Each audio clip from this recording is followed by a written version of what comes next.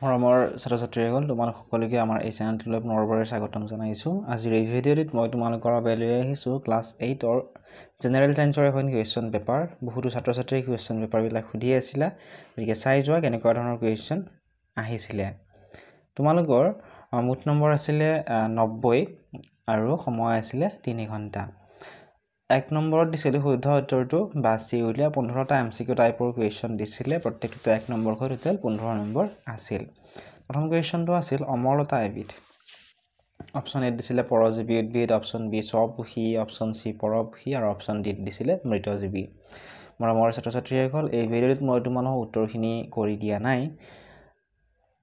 যদি উত্তৰখিনি কৰি দিব লাগে তোমালোকে কমেণ্ট কৰিবা, আৰু যিসকল ছাত্ৰ-ছাত্ৰীয়ে উত্তৰসমূহ জানা তোমালোকে কমেণ্ট বক্সত জনাই যাবা। যেনে 1 নম্বৰৰ প্ৰথমটোৰ উত্তৰ কি হ'ব, 1 নম্বৰৰ 2টোৰ উত্তৰ কি হ'ব, ভিলাই ক'ত থাকে, অপশ্যন দিছিলে এ পাকস্থলীত, অপশ্যন বি ক্ষুদ্ৰান্তত, অপশ্যন চি যকৃতত, অপশ্যন ডি বৃহদন্ত্ৰত।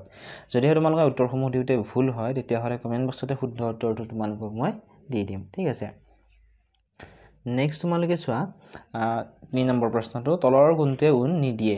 অপশ্যন দিছিলে এ ইয়াক, অপশ্যন বি উট, অপশ্যন চি ছাগলী, অপশ্যন ডি দিছিলে নোমাল কুকুৰ।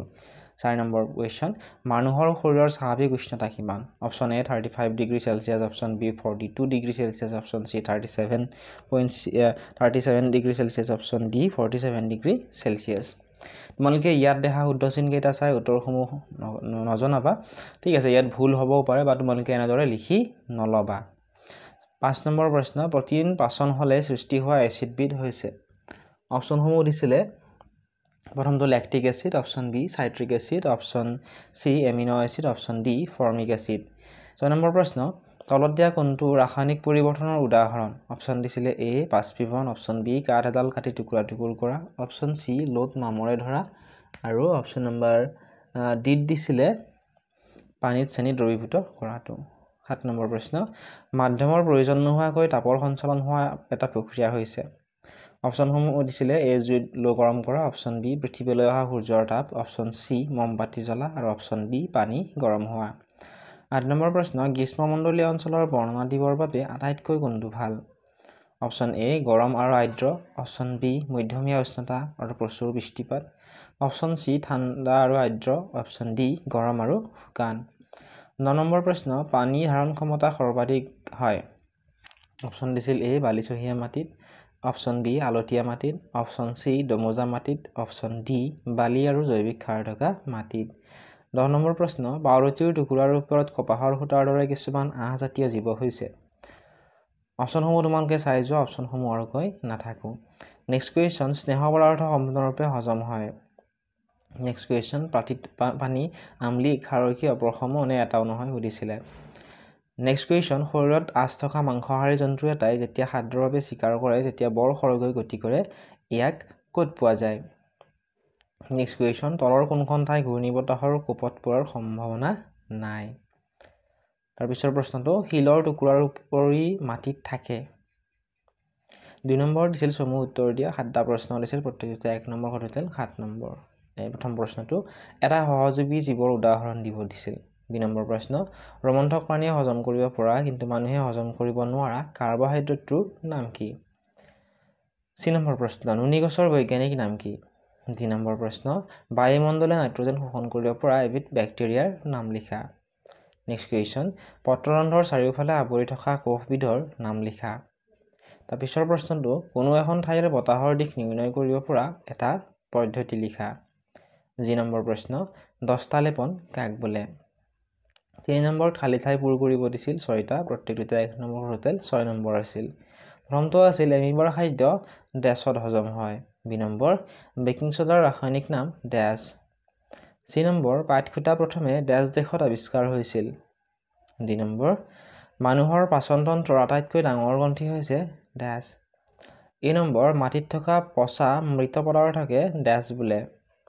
F নম্বৰ, আমেৰিকাত বলা ঘূৰ্ণীবতাহক ডেছ বোলে। 4 নম্বৰ দিছিল শুদ্ধ নে অশুদ্ধ লিখা, ইয়াতেও দিছিলে 6 নম্বৰ। প্ৰথমটো দিছিল পিত্তাশয়ে অস্থায়ীভাৱে পিত্তৰস জমা কৰে। 2 নম্বৰ, সালোক সংশ্লেষণত প্ৰটিন উৎপন্ন নহয়। 3 নম্বৰ, নাইট্ৰিক এচিডে ৰঙা লিটমাছ নীলা কৰে। 2 নম্বৰ, উষ্ণতা হৈছে বস্তুৰ উত্তাপৰ মাত্ৰাৰ জোখ। এই নম্বৰটো দিছিল লো আৰু মামুৰ একেবিধ পদাৰ্থ। F নম্বৰ শীতকালত বতাহ স্থলভাগৰ পৰা মহাসাগৰলৈ বয়। 5 নম্বৰৰ পাৰ্থক্য লিখিবলৈ দিছিল, ইয়াতে দিছিলে 6 নম্বৰ। প্ৰথমটো দিছিল অম্ল আৰু ক্ষাৰক, বি নম্বৰ দিছিলে তাপৰ পৰিবাহী আৰু অপৰিবাহী, চি নম্বৰ দিছিলে পৰজীৱী আৰু মৃতজীৱী। 6 নম্বৰ দিছিল ক অংশৰ লগত খ অংশ মিলোৱা, ইয়াতেও দিছিলে 7 নম্বৰ। নেক্সট দিছিলে 7 নম্বৰ প্ৰশ্নটো উত্তৰ লিখা। 10টা প্ৰশ্ন দিছিল, প্ৰত্যেকটোতে 2 নম্বৰ সৈতে 20 নম্বৰ আছিল। প্ৰথমটো আছিল পিত্তৰস ক'ত উৎপন্ন হয়, খাদ্যৰ কোনটো উপাদানক ই হজম কৰায়। বি নম্বৰ ৰেচম বা পাটশিল্প কাক বোলে। চি নম্বৰ প্ৰশ্ন প্ৰাকৃতিকভাৱে পোৱা দুবিধ সূচকৰ নাম লিখা। ডি নম্বৰ প্ৰশ্ন দিনটোৰ ভিতৰত উচ্চতম আৰু নিম্নতম উষ্ণতা কেতিয়া আশা কৰা যায়। ই নম্বৰ প্ৰশ্ন লিটমাছ দ্ৰব্যৰ উৎসটোৰ নাম লিখা। এই দ্ৰব্যৰ ব্যৱহাৰ কি। এক নম্বৰ প্ৰশ্ন বায়ুৰ চাপ আছে এই কথাষাৰ প্ৰমাণ কৰিবলৈ 2টা উদাহৰণ দিয়া। জি নম্বৰ প্ৰশ্ন এচিডিটিত ভুগিলে অম্লনাশক টেবলেট কিয় খোৱা হয়। নেক্সট কুৱেশ্যন ৰাসায়নিক পৰিৱৰ্তনৰ 2টা বৈশিষ্ট্য লিখা। আই নম্বৰ প্ৰশ্ন অভিযোজন কাক বোলে। জে নম্বৰ প্ৰশ্ন বিচূৰ্ণী ভৱন বুলিলে কি বুজা। 8 নম্বৰত দিছিল ভৌতিক পৰিৱৰ্তনৰ 3টা উদাহৰণ দিয়া, ইয়াতেও দিছিলে 3 নম্বৰ। 9 নম্বৰ প্ৰশ্ন বতৰ কাক বুলিলে, বতৰৰ উপাদানবিলাক কি কি। 10 নম্বৰ প্ৰশ্ন দিছিল লোৰ গেট এখন ৰং কৰিলে ই কেনেকৈ মামৰে ধৰা প্ৰক্ৰিয়া ৰোধ কৰে বুজাই লিখা, ইয়াতেও 3 নম্বৰ দিছিলে। 11 নম্বৰ ঘূৰ্ণী বতাহৰ লগত ফেৰ মাৰিবলৈ আগতীয়াকৈ তুমি কি কি পৰিকল্পনা ল'বা। 12 নম্বৰ প্ৰশ্ন মাটিৰ প্ৰদূষণ আৰু খহনীয়া ৰোধ কৰিব পৰা 3টা ব্যৱস্থা উল্লেখ কৰা। 13 নম্বৰ প্ৰশ্ন জলবায়ু কি, কোনো এখন ঠাইৰ বতৰৰ নিয়ন্ত্ৰণ কৰা কাৰকসমূহৰ নাম লিখা, ইয়াতেও দিছিলে 4 নম্বৰ। 14 নম্বৰ প্ৰশ্ন মাটিৰ পাৰ্শ্বচিত্ৰ আঁকা আৰু বিভিন্ন স্তৰবোৰ চিহ্নিত কৰা, ইয়াতেও দিছিলে 4 নম্বৰ। মৰমৰ ছাত্ৰ ছাত্ৰীসকল এইখিনি আছিল আজিৰ এই ভিডিঅ'টিত।